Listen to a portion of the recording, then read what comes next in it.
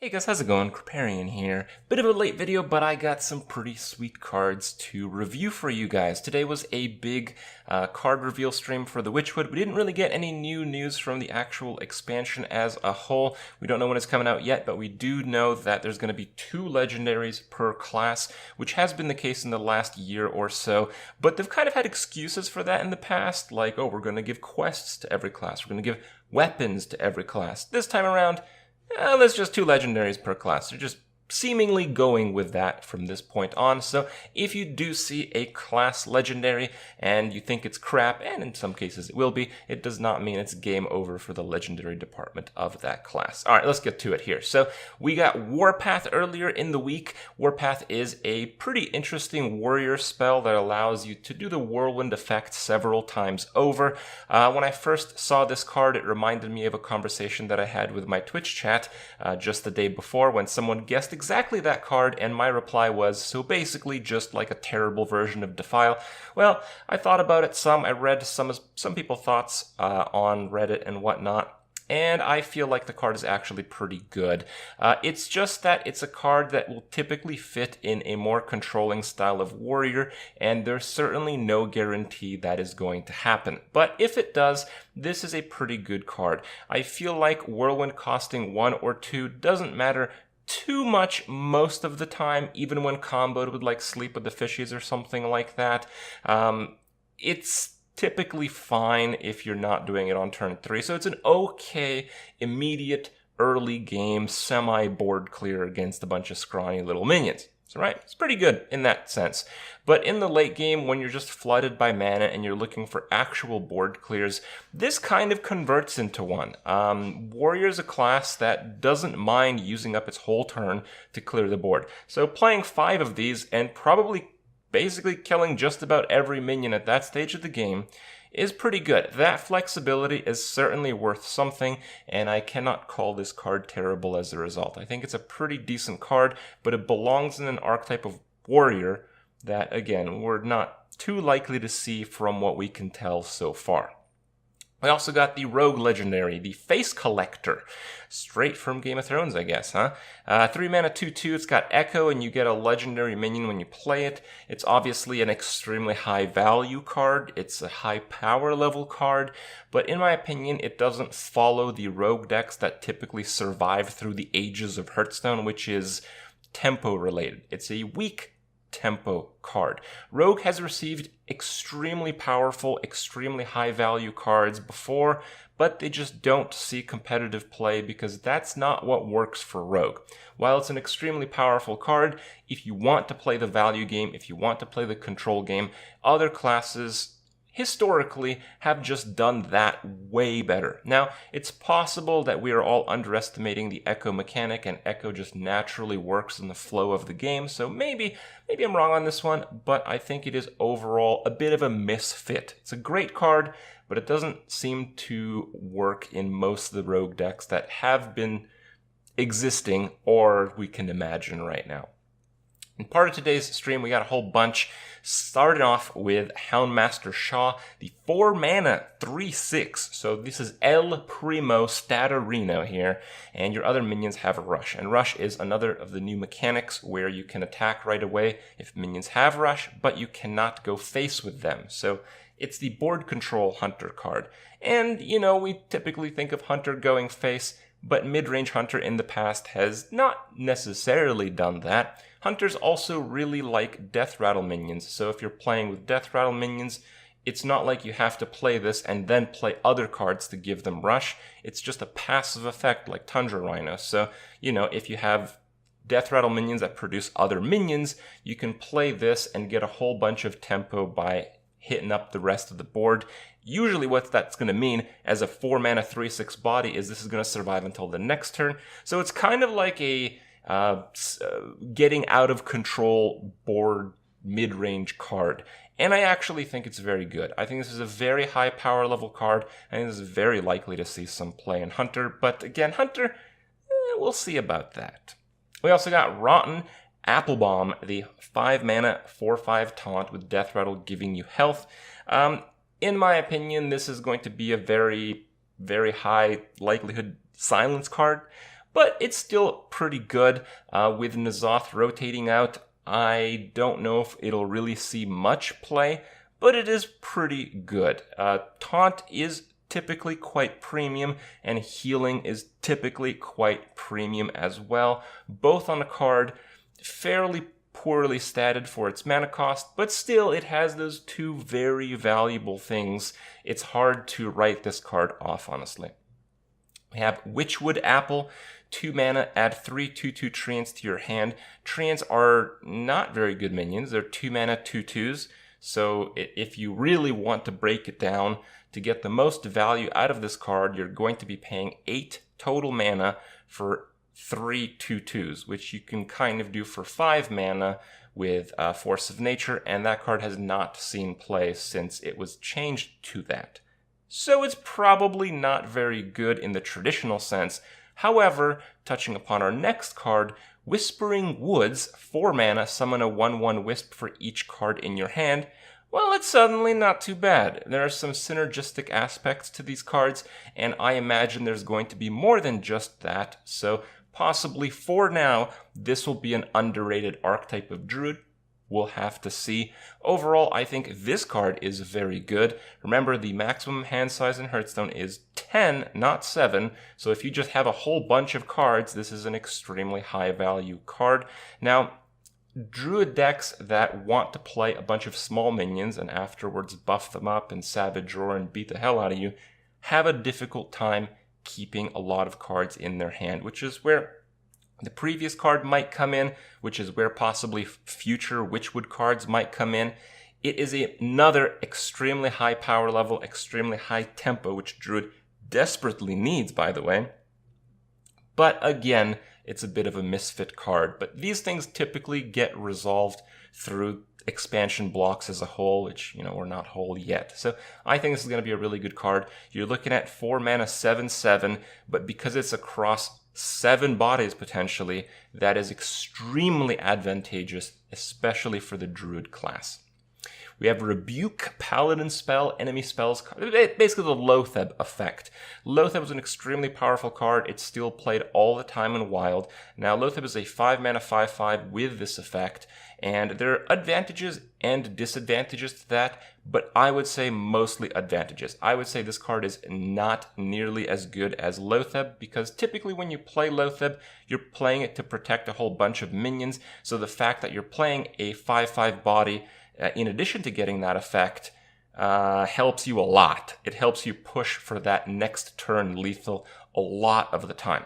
Rebuke doesn't do that, but what Rebuke does do is give Paladin a lot of more synergy with Divine Favor, as if it didn't have enough already. So it does give you a better Divine Favor. It gives you an option to lock out the board state that you've developed. So I think it's an extremely high power level card, but the card slots for the aggressive Paladin decks are pretty premium. I don't know if you can really fit this in, especially ×2, but it certainly looks like a very powerful card. I think it's a card that will have to be defined by the meta. If most of the top meta decks rely on spells to recover in the game, and Aggro Paladin is still a thing, trust me, Aggro Paladin will still be a thing, this is going to be a very powerful card.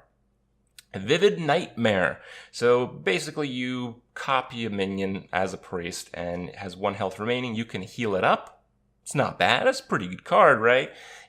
Priest can already copy a minion for 3, so when it comes to combo decks, this doesn't do much more than Priest was already able to. It does do a few things. So the first thing that it does is, because this is a spell and the other cards that copy your minions for 3 are minion based, this can get discounts from Radiant Elemental. So, possibly you can do like a Radiant Elemental plus Lyra super spell combo wombo thing. So because of that, it might be a little bit better, though the previous minion based version was not particularly popular. So hard to say if that will really see play, but I was thinking about it a little bit, and there might be more to it than that.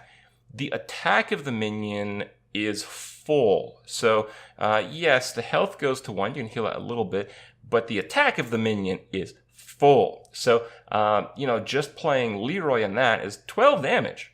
it's nothing to laugh at, you know? Possibly there could be some charge or some rush or some, shadow madness type of combos. But again, it's missing a few pieces. It's missing the rest of the deck. So it's something we'll have to keep an eye out for as the Witchwood cards are revealed. Then we have a Warlock legendary, Glinda Krauskin. It's a 6 mana 3/7, so the stats are terrible. For 6 mana, you are typically looking at Boulder Fist stats at a minimum, which is 6/7. So it's a really crappy stat minion, and you get a lot of value. Now, Warlocks can already get a lot of value, so it certainly competes with the Cube, Demon, whatever you want to call it, Control Lock side of things. But I think this card is possibly a good fit in a zoo-like deck. So with Echo, all of your other minions having Echo, there's a lot of combos there. You might be able to do like a Summoning Stone or something. You could do Summoning Stone, Glinda, and then 2 3-drops, which might be very good. You can also do like a Knife Juggler combo, I was thinking. You can do Knife Juggler, Glinda, and then, well, like 5 Wisps. 5 juggles, or you can do Glinda, Juggler, and then 4 Wisps, which is kind of like an Avenging Wrath effect. That's pretty good. So there's a lot of combos within the Zoo deck, and Warlock Zoo has typically been just play high stat minions. Getting that combo push within that archetype might actually push the deck to be quite a bit stronger than it normally is. Next up, we have Nightmare Amalgam, which is the 3 mana 3/4 every creature type, every minion type, I guess, which is pretty interesting. Certainly the upsides are, well, it beats the hell out of Spider Tank. Spider Tank is crying, guys. It's a mecha along with all the other stuff. It's pretty strong with the search tribal effects of Karazhan, but Karazhan is not going to be in standard anymore when the Witchwood is released, so that might be a challenge because I don't think that quite meets the power level of the wild format. But it's still very good nonetheless. It will absolutely help a lot of the tribal decks that might be coming up. We always know how, it's a bit short on some tribal decks to make them work. Traditionally, it's been with dragons. That's why we had such a big dragon priest push. Well, having something like this in the game makes that requirement a lot lower. I think this card has its disadvantages because, well, it can be killed by every version of Crab and whatnot. But on the plus side, I think a card like this might be a good candidate to actually be added to the classic set. So something to think about perhaps. Overall, pretty strong, nothing crazy, but I'm really glad they ended up going with a card like this. Then we have a new Shaman card. We have the Witch's Apprentice. It's a 1 mana 0/1. It's basically a pre-hexed minion for 1. And it has taunt, which is pretty useful because Shaman does fight very aggressively for board control in the early stages. And the battle cry adds a spell, Shaman spell, to your hand. So it's basically like a babbling book. Not having the attack, I think, makes it a little bit worse universally. Babbling book can literally be played in every single mage deck that you can imagine.